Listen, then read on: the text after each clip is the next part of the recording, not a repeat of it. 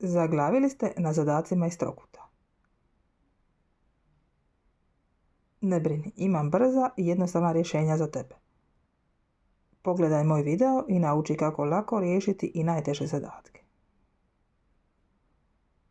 Ako imaš još pitanja, obavezno piši u inbox ili u komentarima.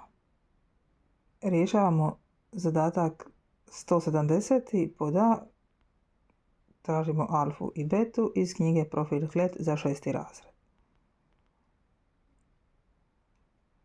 Lakše nam je izračunati koliko je alfa.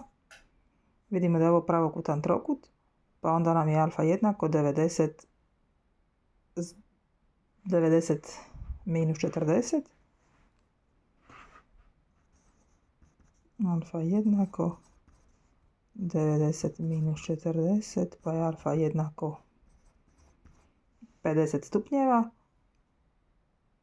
50 plus 40 je 90 i plus 90 je 180, pa imamo zbroj kutova unutar trokuta 180. Sada imamo drugi trokut u kojem imamo malo manje podataka. Imamo pravi kut, imamo betu i treći kut nam je također nepoznat. Ali ako malo razmislimo i sjetimo se da su ovo vršni kutovi, znači da ovaj kut ima 40 stupnjeva.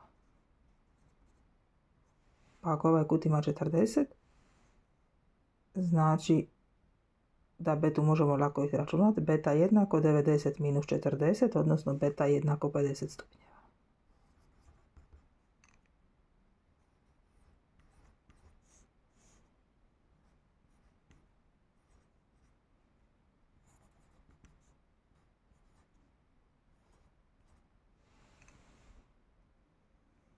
Za još ovakvih rješenja obavezno piši u DM ili u komentare.